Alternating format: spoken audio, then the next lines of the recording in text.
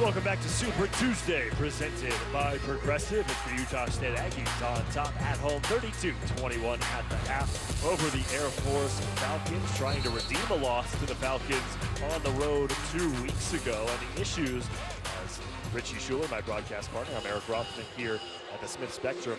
The issues recently, Richie, for Coach Craig Smith and the Aggies has been blowing second half leads. They blew a lead on the road at Air Force 2 losses ago, and in their most recent loss, they blew an 18-point lead with 4 minutes to go on the road against Boise State. I'm confident if they keep Keita healthy and they keep him on the floor and not in foul trouble, they're going to finish these games a lot stronger. No fouls in the first half for Nimi Keita. Diogo Brito missing. Offensive rebound for Justin Bean. He's up to 6 rebounds along with 8 points. Double-double machine for the Aggies. They go back to Keita, and the same result. Somebody's got to come over and help Ryan Swan on the defensive end against Keita. Well, they're leaving him for one-on-one, and sometimes they'll have a guard on the backside. They had a Walker there, but Keita's so good at reading the defense and knowing where he can go to be having the most efficient shot. Well, the efficient shot has just been backing down Ryan Swan, getting 2 feet from the basket and turning around and shooting. Keita's up to 12 points now. But he's mixing it up. I think he's taken 3 hook shots and twice he's gone baseline. Tomes lost it as the shot clock was expiring. Nimi Keita coming into his own. I'm quite impressed with the jump he's made since the last time they played against Air Force. But look, he's reading the defense. He sees Lavelle Scotty goes away. He knows he's got a height advantage, a length advantage, so he just goes over the top of Swan for the hook shot. What can the Falcons do to prevent that on the defensive end? Well, they can dig in from the perimeter spot, or just give Sam Merrill the ball and let him shoot 3-pointers. But they can dig in from the spot. They can also try to trap from the ball, the guy who passed the ball. So if you're guarding the guy who passed the ball down inside, you can trap from him. You can trap block to block. There's a lot of different things that you can do, but obviously there's a reason they're not doing that. Merrill with his first field goal of the game in 5 attempts, now 6 points for him, and he moves to 5th all-time in scoring for Utah State. Ryan Swan was jostled down low. Now Merrill, the left-hand dribble drive, dumps it off inside to Justin Bean.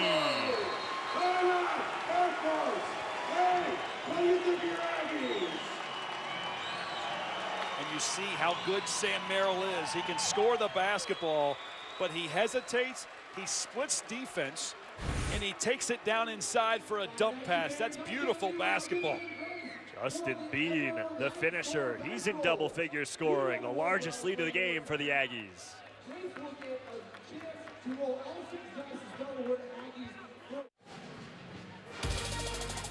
Largest lead of the game for Utah State, up by 18, and they've held Air Force just to 21 points on 28% shooting. Justin Bean, the second player for the Aggies in double figures. He's got 10 points and 6 rebounds. This is only one of 2 players in the conference to average a double-double, a former walk-on who's really been a fantastic story for this Aggies team, an integral part. And not only that, how about off the court? He's a ukulele player. You got some YouTube videos strumming the old ukulele. He's got some rhythm. I mean, if you saw a ukulele, would you even be able to name it's a ukulele? I know what a ukulele looks like. I was a big Tiny Tim fan back in the Do day. you know how to play the ukulele? Absolutely not. I am musically challenged. Not even like Mary Had a Little Lamb on the piano. No. See, I was one of those kids growing up who they just kept giving me different instruments to try, and I kept failing at all of them. Maybe that's why you were failing. You didn't focus on one. You were trying to be the jack of all trades. I focused enough to know I was terrible. Merrill missing the 3 out of the break. An offensive rebound for Bean. That's what he's known for, flying in and pulling down those boards for the Aggies. It's been the front court doing the work as Bean is fouled by Lavelle Scotty. Bean and Keita in the front court for Utah State. They've combined for 22 points on 8 of 11 shooting. Well, he comes off a ball screen by Keita. They call the foul there. He's going to get 2 free throws. And it's interesting that you talk about the front court. Utah State is 8-2 this season when their front court outscores the opponent's front court. Justin Bean, a big part of the reason why. This kid's tough. He got 2 teeth knocked out against Montana State earlier in the year. Broke his nose earlier in the season, had braces because of that oral surgery after getting his teeth knocked out. And he told me today, hey, I've gotten out of middle school. I got the braces off. Well, I guess it's a good thing he doesn't play a wind instrument. Now, I'll let you tell him that. Second in Mountain West in rebounding, as you saw in that graphic briefly. Just nothing going for the Falcons on the offensive end. And it's another turnover. Brito stole it away and then got tripped. What's been going on with Air Force on the offensive end? It's unusual. I mean, first of all, it's very difficult to play on the road. Even though they are undefeated on Tuesdays this season, 4-0. But you see the hustle here, yeah, just tripping over Van Solen, who's on the floor trying to get the loose ball. But, I mean, that's the thing. I don't know. I mean, they shot 10% from three, 30% from the field, and 2 of 5, 40% from the foul line in the first half. Those are not Air Force Falcons numbers. This team is traditionally an outstanding shooting team and take care of the basketball and get good, efficient shots. 10th in the nation coming into this game, and three-point field goal percentage just under 40%.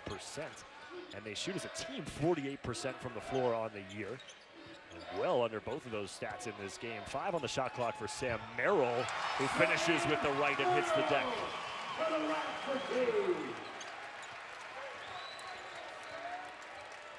Air Force is going to have to do something in a hurry here. I think if they could just make 1, 2, 3-point shots, if they keep moving the ball around and see right there, they had 2 guys available, Sid Tomes and Lavelle Scotty. If he wouldn't have got fouled there, he might have found an open shooter. They just got to get rolling, get a little confidence underneath them. One thing that's a big difference between the first meeting where Air Force outscored the Aggies 48-26 in that second half to win the game by 19 is the efficiency of Ryan Swan. He had 31 points on 11 of 16 shooting in that game, and so far here in this one, 7 points on 3 of 9 shooting. But still, they're not getting anything from their bench. Right. In the first half, they had 3 field goal attempts by their bench. They're not getting anything from anybody. Lavelle Scotty to the free throw line. Scotty started the game 0 for 6. He's now 4 of 13. Try to get something going from the free throw line. He has a high motor. The team co-captain, and you can see how aggressive he is trying to get to the basket. He's their best low post scorer. Saturday, we'll have 3 of the best Big 12 SEC Challenge games on ESPN and the ESPN app. Number 3, Kansas hosts Tennessee. That's at the Fog at 4 Eastern. Then Coach Cal at number 15, Kentucky take on number 18, Texas Tech in Lubbock. And then number 1, Baylor at 8 o'clock is in Gainesville, squaring off against Florida. The question, Richie, going into that Kansas game as they host Tennessee, how many players will they be without due to suspensions from that wild brawl we saw at the end of the Kansas State game today? That's a shame, isn't it? And I think I saw that Bill Self said he was embarrassed by it, as he probably should be. You know, you're kind of, even though you can't control your players and your team, you feel ultimately responsible. Anything that happens, positive or negative, the coach gets the criticism or the coach gets the credit. But let me flip gears on you. I'm intrigued by that Kentucky-Texas Tech game. Calipari's team versus Chris Beard's team. Chris Beard's just outstanding. He's certainly been a successful coach wherever he's gone, and I don't know if they'll make the national championship again this year, but man, I mean, I could see Texas Tech getting themselves a chip in his time. Well, it'll be a big win if they could knock off number 15. Kentucky. Coach Cal was getting a little feisty on the road against Arkansas last week. Got thrown out of that ball game that Kentucky ended up defeating the Razorbacks on the road. But you don't see Cal get tossed too often, but he had the jacket off. He was at midcourt. He was fuming. Well, the Muss Bus must have been happening over there. Yeah, Bud Walton Arena. The Muss Bus was happy to give Coach Cal his departing ticket. Send him back to Kentucky. I see what you did there. Yeah, you like that? Although Kentucky left with the win. Brock Miller missing the 3. Eric Rothman, Richie Schuler here with you. Coming up on 15 minutes to go in the second half between the Aggies and the Air Force Falcons. Utah State, Richie, picked to finish first in this conference. We documented their recent struggles. They've lost 4 of 5 as Lavelle Scotty gets inside. They had a really good game against Nevada, and then a trip up against Boise State where they blew an 18-point lead with 4 minutes remaining in the second half to lose in overtime. They're now 3-4 in conference play. They were picked to finish first in the Mountain West, and now really, if you look at how the conference has shaped out with Yoko Brito hitting the 3, whoever wants to be that second team getting into the NCAA tournament from the Mountain West, it looks like they're going to have to win the Mountain West tournament to do so. They're going to have to beat San Diego State en route. I mean, right now, San Diego State's projected as a 1 seed. That's incredible. I tweeted this out yesterday, or maybe it was this morning. I can't remember. It's been a long day.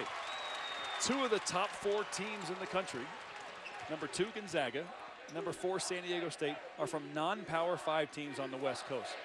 What's that say about the Mountain West Conference and the West Coast Conference here out in the West? Oh, what does it say about head coach Brian Dutcher and head coach Mark Few? Dutcher's ability to take over a program that was run by Steve Fisher for almost 2 decades. Dutcher on the bench as A.J. Walker gets inside, and what he's done in now his 3rd season after taking them to the NCAA tournament in his first year, missed out last year. But Dutcher, I mean, even you and I talking to him last week when we were in Fresno watching the Aztecs win, really, he almost seemed surprised with the success of this squad. I mean, they're approaching 20 wins in a row. That's only happened twice, and it's happened 2 times in the last decade at San Diego State. Kawhi Leonard being a part of that one in 2010-11. Then it was Xavier Thames, 20-game win streaks. Both teams made the Sweet 16. Beat Wyoming tonight. They're starting out 20-0. Tomes missing from the corner, offensive rebound for Swan. Is there a team you look at, Richie, right now with the way things have gone in the conference? And we'll wait for your answer, but I'll ask you, who is the team that can knock off San Diego State in the Mountain West? We'll find out Richie's answer when we return. Diogo Brito, the straightaway 3 for the Aggies. They're on top by 20.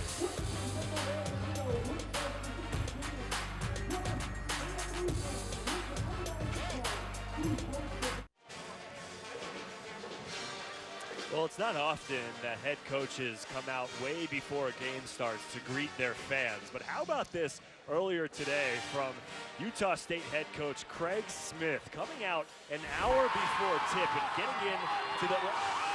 Wait a second. That's not Craig Smith. Yeah, it is. That's Richie Schuler in a really cheap ball cap he bought on Amazon Prime. I mean, look, that's Craig Smith. Put a shirt and tie on him, have a bald head. Does that not look just like him? I mean, it looks like something. It looks like you're trying out for the Conehead sequel. Top of a pencil. Put a few pounds on me. It looked like Mr. Clean. I mean, I just like the flipping up of the sideburns around the ears. There you go. Well, Craig Smith known for his 2 water cups that he keeps. That's right. Oh, look, there it is. Getting the symbol. I look just like him. If Craig Smith ever goes big-time celebrity, I'm going to be the guy who plays him in a movie. I'm sure he appreciates you joining the Bald Brotherhood, at least for a couple minutes pregame. Well, the Utah State guys counted one time for me. They said, I think it was 6 or 7, either players or staff on the team that are bald. How about that? So was I looking like Craig Smith, or was I looking like somebody else? Utah State comes back to win the Mountain West tournament. Maybe they'll be on the cover of Bald Aficionado this year. I like where you're going. I talked about it before the break. 13 minutes to go here with the Aggies up by 18. Richie, I asked you to pick one team. The way it's shaped up so far is Cada with the alley-oop from Bairstow. No bucket, however, an offensive foul. Still a spectacular play. Gets the crowd involved. I asked you to pick one team that you think has a legitimate shot to knock off San Diego State. Well, you know, I would have said New Mexico a week ago. They have lost 2 starters and 2 starters for the year. And they've lost a couple of games since that's happened. Coach Nico Medved at Colorado State has that young group trending up. Nevada's looking good. Boise State, Leon Rice, those guys are doing fine. TJ Otzelberger, UNLV have surprised everybody. But I'm telling you who I'm going to go with. This team right here, Utah State. I know they're 3-4 in the league, but they've battled with a lot of injuries. Sometimes those injuries have allowed players to still play. Other times they've been out for extended periods of time.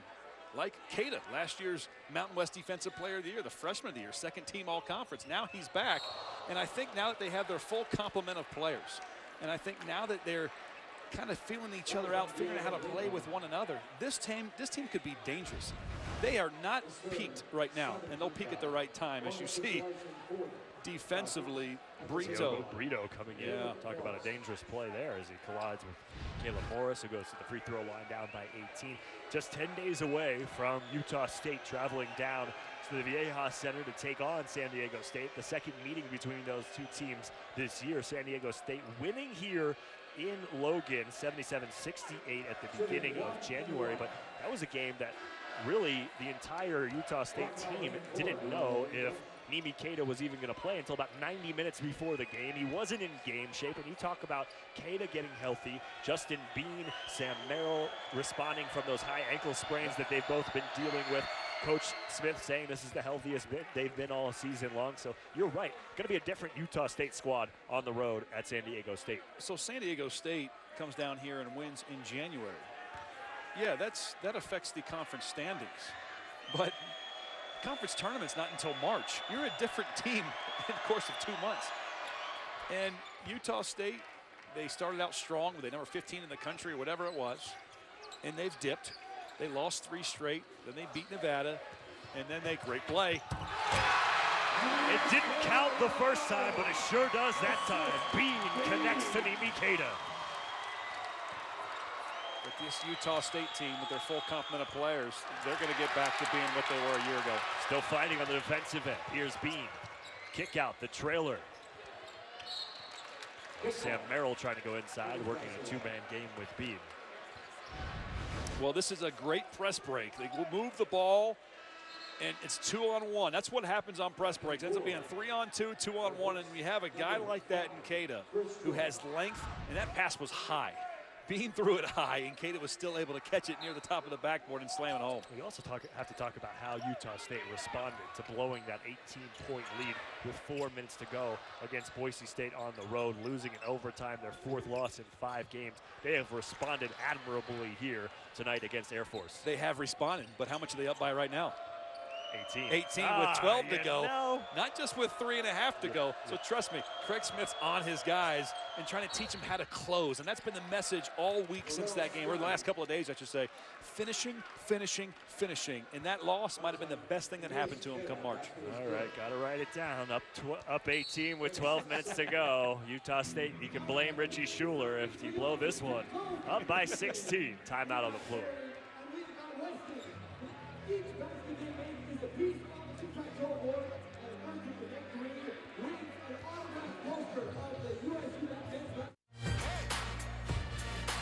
Take a look at tonight's Wendy's Wooden Watch.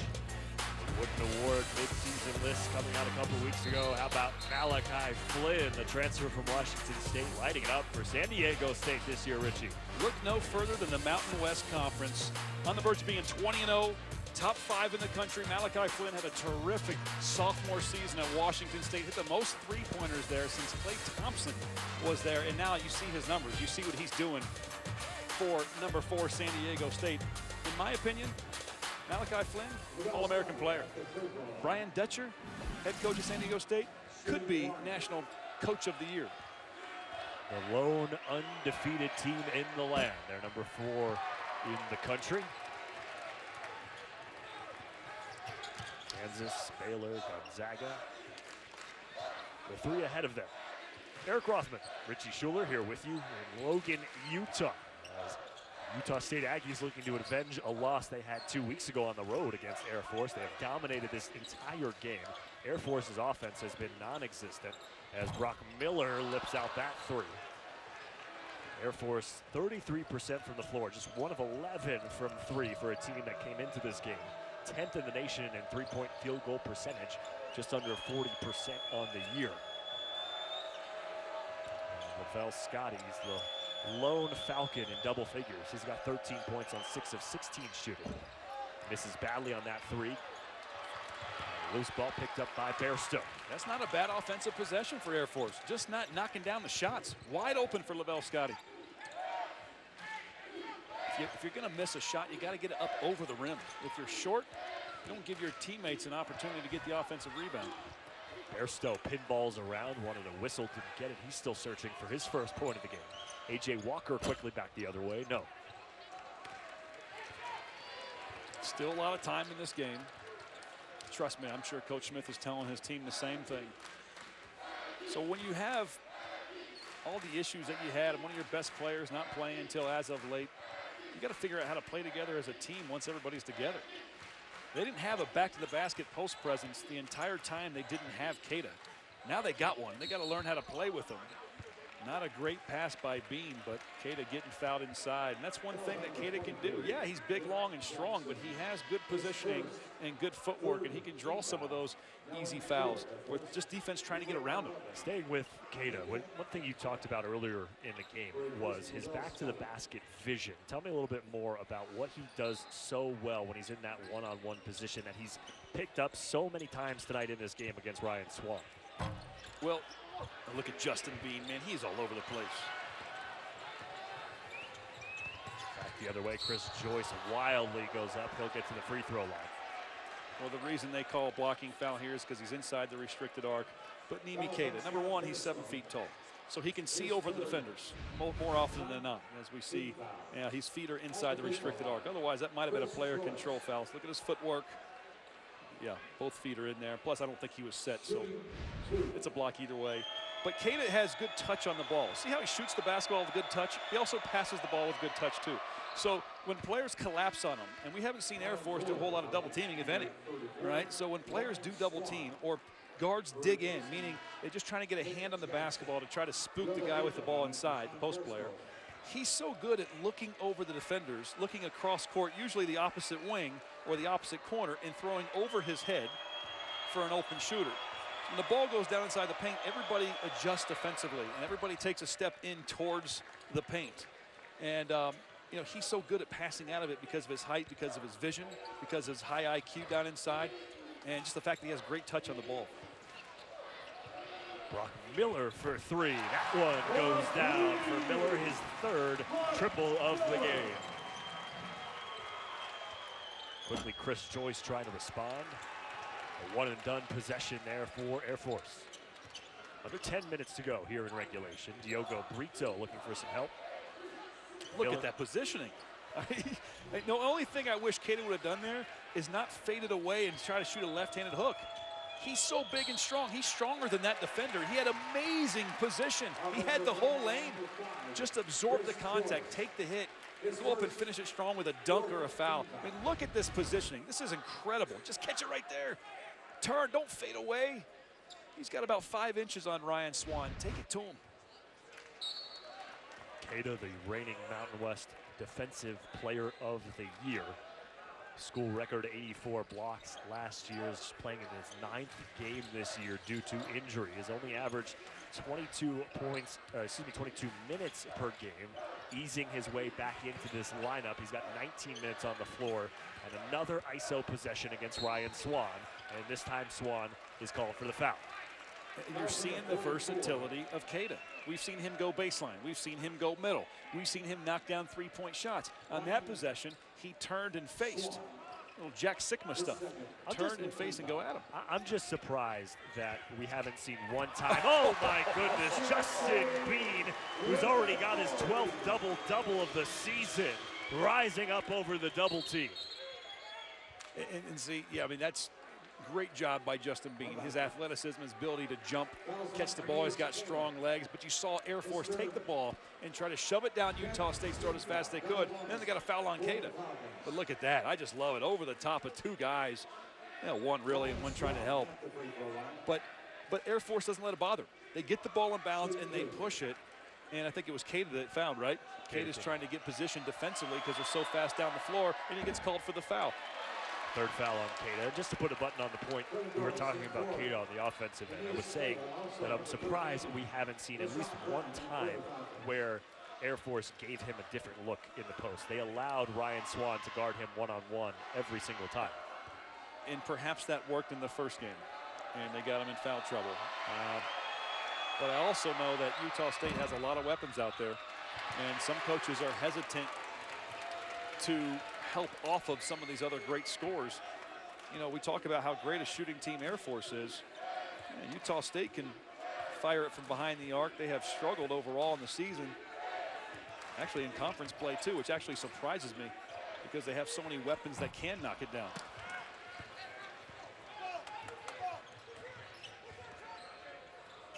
.8:30 to go here in regulation with Air Force trying to get one last gasp run going, down by 19.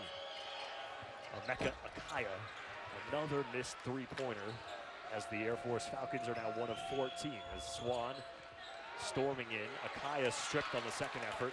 Brock Miller comes out with it for the Aggies.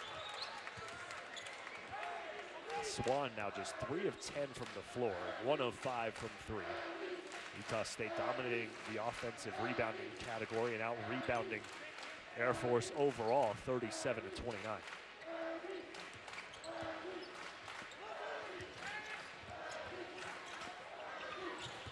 Brito, baseline drive and a foul.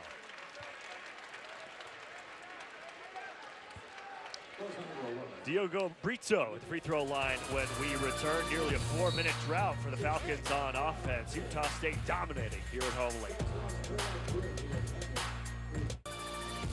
On a rivalry renewed as we welcome you back here to Logan, Utah, with the Aggies on top 55-36. You see head coach Dave Filipovich in his 8th year with Air Force. Richie, it's always great being able to work with these service academies and all these games. You get to meet these young men and understand what their life is like training to go into the Air Force. And the seniors, the 5 seniors on this squad, getting their assignments, their job assignments for when they graduate later this year. You have a lot of respect. These 5 kids all came in together, wanted to leave a legacy to turn the program around. Like you said, they just got these assignments, and they'll be commissioned into the Air Force as second lieutenants upon graduation in May. They get about 2 months off, and then they start their first assignment.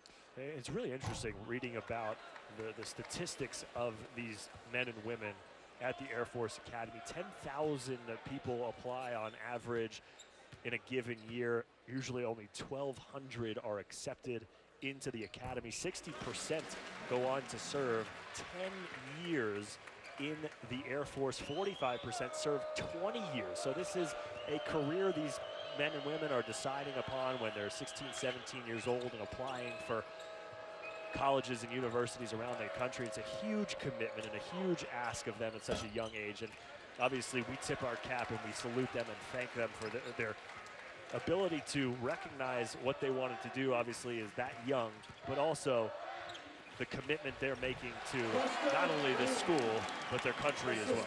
I tell kids all the time, I work with a lot of different young basketball players. Some are getting recruited by these service academies, West Point, Navy, Air Force. I'm like, look, if you go there and excel and you graduate, you're set for life. For life. If you always will be respected and people will give you jobs as part of your career if you finish at that service academy. So they have got their assignments in terms of what job they will be doing. They do not have where they will be fulfilling those jobs. They get to put in requests, a couple of cities where they would like to go, a couple of bases where they would like to go. And then they will get their assignments, I believe, at the end of February. The paint buckets continue for the Aggies. This time it's redshirt freshman Trevin Dorius, another 7-footer for the nation's tallest team. And Ryan Swan called for an offensive foul on the other end. But you know what's unique about an Air Force or Naval Academy or going to West Point is their schedules are so structured. And they're also taking a lot of math and science courses. And Coach Filipovich there has a very unique and positive relationship with his players, because it's different. Like when you're coaching at a typical college or university, your players are coming in and out of the office all day. Hey, come on, between your 2 classes, come in and get some shots up. Oh, go get a lift in, do whatever you got to do. Unless it's 5 in the morning to get shots up, their day is so structured that the cadets don't see the coaches until it's time to practice. It's different. They have such a stringent schedule. But it works. They're disciplined, and they're disciplined on the basketball court too, as you can see. Maybe not on that exact play as soon as I say that. Their discipline is intended for their life in the Air Force after their graduation. Translates to the basketball court as well. Sam Merrill, Utah State, got off to a slow start on the offensive end, but he's up to 13 points and 5 rebounds. Skip pass was off the mark. 5 to shoot for Brito in the corner. And oh, Lord, Justin Bean going for broke on the tip follow dunk. The dude's got some bunnies, man. He can get up. As you said, the former walk-on who's played himself into a starting role. One of the only double-double guys in the conference. Bean's got 16 points, 11 rebounds on 5 of 7 shooting in this game.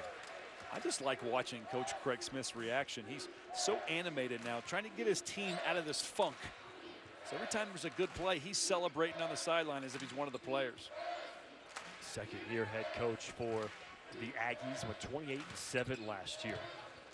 8th seed in the NCAA tournament after winning the Mountain West Conference and tournament.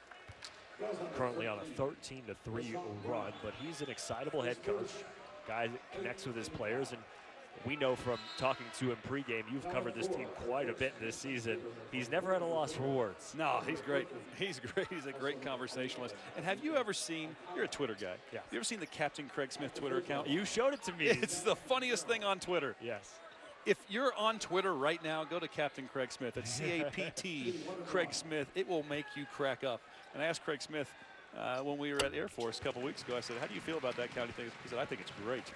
Well, it all started, you know, this trend of the captain whoever started with Captain Andrew Luck on Twitter. Yeah. With writing letters home from the ancient ship that he was on. Well, you saw the bald cap I was wearing earlier. Captain Craig Smith has this like Renaissance man, 1700s haircut, as if he's a captain on a ship. I'll tell you who's the captain of Utah State's ship. That's Sam Merrill. 15 points in this game, and now 1,901 overall.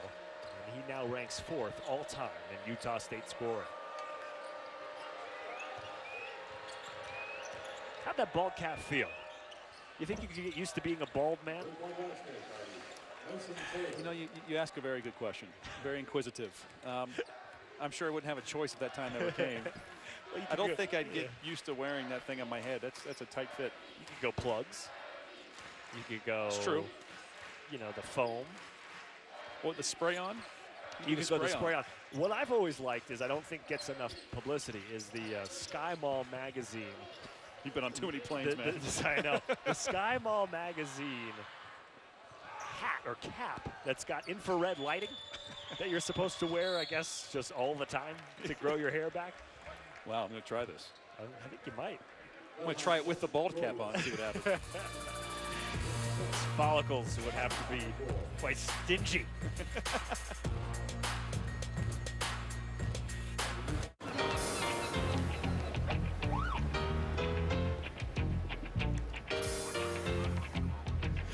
It's your thing.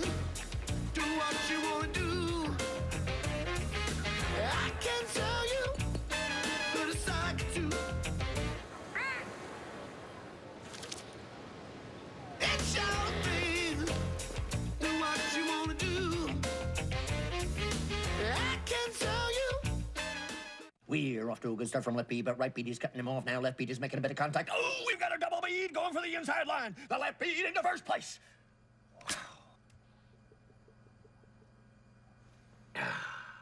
Beautiful. I had a heart problem. I was told to begin my aspirin regimen. I just didn't listen until I almost lost my life. My doctors, again, ordered me to take aspirin, and I do. Be sure to talk to your doctor before you begin an aspirin regimen. Listen to the doctor. Take it seriously. Continental tires are built for the road, connecting you to all of life's adventures.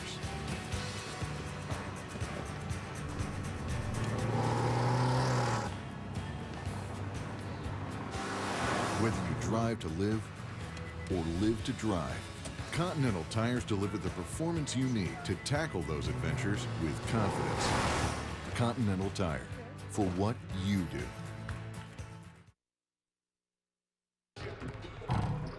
ESPN's exclusive presentation of college basketball is presented by Progressive Insurance. Get slam dunk savings today. Visit progressive.com.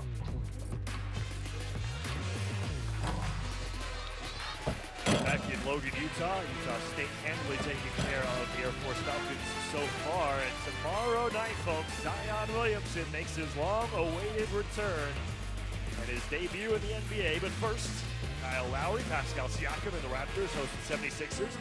Eastern Conference showdown at 7 Eastern, and then it's Zion time. Pelicans taking on the Spurs, 9:30 Eastern, 6:30 Pacific. Both games on the ESPN app and ESPN. You can watch it wherever you would like to get your Zion film. Tell you who's a Mountain West Zion. Justin Bean. Right. 16 points, 11 rebounds. All he needs to do is bust out of a shoe, and he's got it covered. Well, you talk academically. Craig Smith's done a great job with this team. This team, 3.1 GPA last semester. And get this, under John Hartwell, we visited with the athletic director earlier today, was telling us and gave us some literature that 3.32 GPA over all athletes at the Utah State Athletic Department, the highest semester GPA ever for Utah State, surpassing 3.25 GPA, which was just 2-3 years ago. Well, kudos to them. Kudos to all the athletes, the student athletes here at Utah State. And I'm sure, we don't even need to check, but I'm sure the GPA of the Air Force Falcons is very high as well. You work on fighter jets all day. Is that right? That could be a slouch. Just over 3 minutes to go. Pick and roll. Dorius inside. Well executed off the assist from Sam Merrill. This Utah State team is looking more and more dangerous. I mean, 37 minutes of it at Boise State. They were just crushing them. They're looking good. And now they're going to finish this one off here against Air Force. I mean it. I do think Utah State is the best team to knock off San Diego State come conference tournament time. You don't get picked #1 preseason for no reason. Unanimously. Unanimously. Another offensive rebound for Justin Bean. Diogo Brito for 3. That one goes down. What a night he's having. 3 of 6 from behind the arc. He's shooting 25%. And I was joking with him about the three-point line earlier. I said, haven't you been shooting that since you were 12? He goes, yeah. But he said it's been a struggle for him this season. I said, you'll be all right tonight. And here he is, 3 for 6. I'm taking full credit. Oh, well done. Yeah, thank you. Not even a pat in the back. See if you can get Craig Smith to give you your per diem for the day. 70-43. Break in the action. Oh no, we're just kidding. We will be looking for a new producer after this game. Our producer's great. What's his name again? I forgot. 2 minutes to go. Regulation. A dominant performance from Utah State, but just again to go back to it, Richie, you don't get picked unanimous preseason #1 in the conference for no reason. The health issues that this team has had, Keita only playing now in his 9th game, both Merrill and Bean fighting ankle sprains. The bench has not been a big factor for most of this season, producing well here tonight and produced well against Boise State. So it just seems to be coming together at the right time. And listen, even if you don't beat San Diego State on the road in 10 days, say you finish out your conference schedule in the neighborhood of, what would that be, 10-5, something like that, if that was your only loss, and you go into the Mountain West tournament with some momentum, you still have that opportunity to do what they did last year, and that's win the Mountain West tournament. The name of the game is to get to the championship game and win. All right, you want the easiest route, become the 2 seed. It's going to be next to impossible for Utah State to become a 1 seed at this point in time. San Diego State's undefeated. They're going to be 4-4 in the minute and a half. So see if you can work your way into that 2 seed and then meet San Diego State unless they get knocked off in the championship game.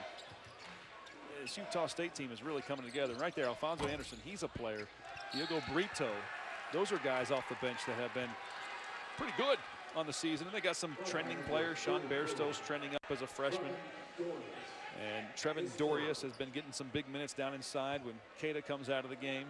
He's another freshman. So they're young in some areas, but they have so much experience on this team. And a team that, won the regular season and conference tournament championship a year ago. And they've picked up some quality wins this season. They were 2-0 against SEC teams. They beat Florida, just knocked off Auburn earlier this week. And they beat LSU. So this is a Utah State team that is capable of beating a top 25 team. Now see, they did that before the injuries. Now they didn't have Keita, but before the other guys got bruised up. When Keita came, it changed some things. And you talk about Florida and LSU team, 2 teams that they beat. Well, those 2 teams played. LSU beat Florida by 2 at home. Diogo Brito comes out to a nice ovation. Double-figure scoring for Forward from Portugal, Roche Grootvam into the game for Utah State, and he gets the bucket underneath. The senior from Suriname, who transferred from the College of Idaho, gets on the board. Well, every dog has its day, and Air Force has been playing pretty well this season. Lost a tough one at home on Saturday, but Air Force, they're well coached, and they're getting good looks. Just didn't knock down tonight. And that Coach Filipovic's team is going to be fine. They're going to win some more games in Mountain West play. Loose ball picked up under 30 seconds to go in this ball game. Look at this student section. And they've stuck it out. It's awesome. A late 9 p.m. tip-off here, Mountain Time. And they watch their Utah State Aggies roll over the Air Force Falcons. We're going to see Utah State here again on Saturday. Colorado State will be in the building. It's going to be an 8 p.m. Mountain Time tip-off, 10 o'clock Eastern, if my math is correct. ESPNU. Your math is incorrect. That's the 11 o'clock tip-off on the East Coast. We're in Mountain Time right now. Oh, you said 8 p.m. Yes, okay. I did. I was used to the 9 p.m. All right, you got stand it. corrected, No, Mr. Rothman. Yeah, the late night is getting to well, you. I tell you what, we do have a 9 p.m. tip when Utah State takes on Wyoming next Tuesday. We will be there in Laramie. As Utah State will move to 15-6 overall on the season, 4-4 in conference play, and they redeemed themselves after that collapse against Boise State. Captain Craig Smith's squad needed a win like this to help them get back on track after the colossal collapse a game ago at Boise State. I think they're very fragile when it comes to confidence. A game like this can boost that confidence, and I think Utah State's going to be fine. They're starting to gel together. They're starting to play together, and tonight they finished the game. Bean with 16, Cada with 14, Merrill with 15. The three guys that have been battling injuries and are now healthy. And are we seeing a new Utah State team? And I think the answer, at least as Craig Smith would knock on wood, is yes. There's no doubt about it. I mean, this is an excellent passing team. They move the basketball. They're great in the half court. They run a lot of read offensive stuff on offense, and you see in transition that they can do some things too.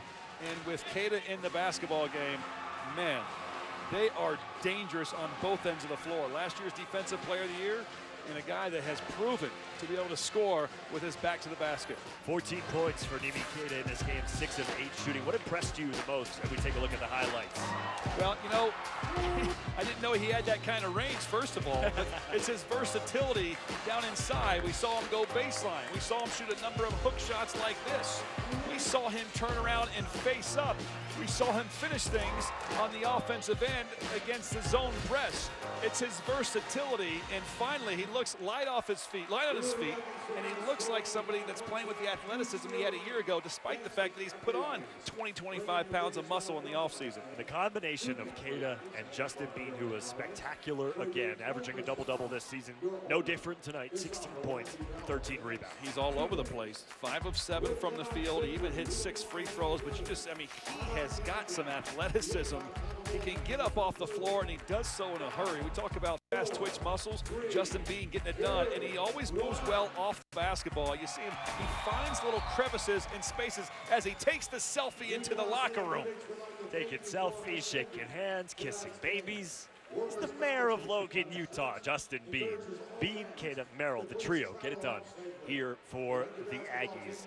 Diogo Brito, also off the bench, double figures scoring. Brock Miller knocking down 3 three-pointers in a supporting effort. 72-47, the final score here from Logan, Utah, and a very happy head coach Craig Smith, who has his team's 15th victory on the year and a 500 record in the conference, as they will be at home in their next game on Saturday against Colorado State. For our entire crew here in Logan, Utah, we thank you for joining us. Our production crew, my partner in crime, representing the 513, Richie Schuler. I'm Eric Rothman saying so long from the Smith Spectrum, where the Utah State Aggies knock off the Falcons 72-47. We will see you next time, everybody.